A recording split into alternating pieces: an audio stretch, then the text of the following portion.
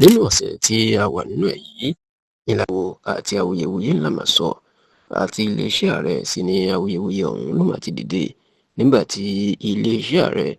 tá fi ọ̀rọ̀ síta láti kan ààrẹ tẹ́lẹ̀ lórílẹ̀‐èdè Nàìjíríà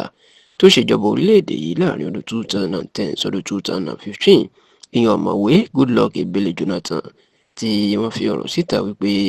bí ọkùnrin náà bó bá jáde dìbò láti di ipò ààrẹ lọ́dún 2027 ẹ̀rù bodò àwọn ò àwọn kì í káàbọ̀ ṣùgbọ́n tó jẹ́ kó dì mọ̀ wípé yóò nílò láti ṣàlàyé nǹkan tí ó ṣe lásìkò tó ṣèjọba Nàìjíríà àti pé àwọn ọmọ Nàìjíríà wọn ò ní lè dìbò fún un nítorí pé ìjọba tó ṣe lásìkò tó ń ṣèjọba ìjọba rádaràda tí ò wúlò fáwọn ọmọ Nàìjíríà ni. ẹ̀rọ ti rí pé awuyewuye ti ń lọ láti bí oṣù mélòó kan sẹ́yìn wípé ó ṣeé ṣe kí ọ̀mọ̀wé Goodluck Jonathan kó díje dupò ààrẹ lọ́dún 2027 bẹ́ẹ̀ náà jẹ́ kó di mọ̀ pé àwọn alágbára ilẹ̀ Haúsá àwọn gan inú fẹ́ kí Jonathan kan tó díje dupò ààrẹ lọ́dún 2027 ìdí tí wọ́n fi náà fẹ́ kí Jonathan kó díje dupò ààrẹ lọ́dún 2027 ó ní wípé wọ́n mọ̀ wípé apá gúúsù Nàìjíríà yan Southern Nigeria ni ó sì lẹ́tọ̀ọ́ láti tún di ipò ààrẹ mú lọ́dún 2027 nítorí pé Haúsá ń lọ parí ìjọba lọ́dún 2023 tó sì mọ̀ pé táwọn bá fún ọmọ apá gúúsù míì láàyè láti parí ìjọba ọdún mẹ́rin lọ́dún 2031 níṣe ni ó lè dùn mọ́ lẹ́nu kó tó fẹ́ ṣe sáà kejì ṣùgbọ́n lábẹ́ òfin Jonathan kò lè ṣe sáà kejì tó bá ti parí ìjọba ọdún mẹ́rin lọ́dún 2031 ó di dandan kó gbé ìjọba sílẹ̀ èyí tí ó jẹ́ kí ọmọ Haúsá míì kó padà sí orí àlééfà.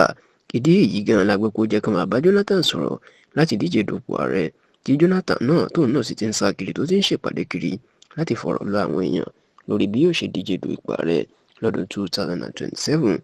ṣá o kàyéfì ló jẹ́ fáwọn èèyàn nígbà tí iléeṣẹ́ ààrẹ tó wá fọ̀rọ̀ síta nínú ọ̀sẹ̀ tá a wà yìí láti sọ̀kò ọ̀rọ̀ sí Jonathan wípé bó bá jáde du ipò ààrẹ ẹ̀rù ò bá wọn o ṣùgbọ́n nǹkan méjì ni yóò kojú lọ́dún 2027 olóògbọ́dọ̀ kọ́kọ́ gba jẹ́ kí ilé ẹjọ́ yanjú bóyá ó lẹ́tọ̀ọ́ lábẹ́ òfin láti tó díje dupò ààrẹ nítorí pé wọ́n ti búra fún lẹ́ẹ̀mejì ọ̀tọ̀ọ̀tọ̀ ní abẹ́ òfin gẹ́gẹ́ bí ààrẹ èyí tí òfin fààyè gba ká tó búra fún yàn lẹ́ẹ̀kẹta gẹ́gẹ́ bí ààrẹ Nàìjíríà. bẹ́ẹ̀ ni iléeṣẹ́ ààrẹ náà àtẹ̀jáde tí ọ̀gbẹ́ni Báyọ̀ Ọ̀nànúgà tó fi síta wọ́n jẹ́ kó di mọ̀ pé Jonathan yóò tó ṣàlàyé ìjọba rádaràda tó ṣe lásìkò tó wà ní Nàìjíríà tó ń ṣèjọba Nàìjíríà táwọn ọmọ Nàìjíríà tó fi kọ̀yìn sí i. ṣá o bó tilẹ̀ jẹ́ pọ̀ pé èèyàn wọn mọ àṣírí tó wà nídìí ìdí tí iléeṣẹ́ ààrẹ tó fi sọ̀rọ̀ yìí ṣùgbọ́n tẹlifíṣàn Yorùbá Tòótọ́ gbọ́ pé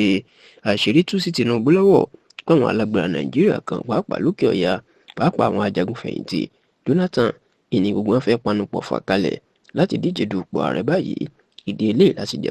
lágbópo jẹ́ kó fi àtẹ̀jáde síta ní ọ̀sẹ̀ tó tá a wà yìí láti fi sọ̀rọ̀ sí Jonathan àti láti jẹ́ kó mọ̀ pé àwọn náà ti gbáradì fún ní ọdún 2027.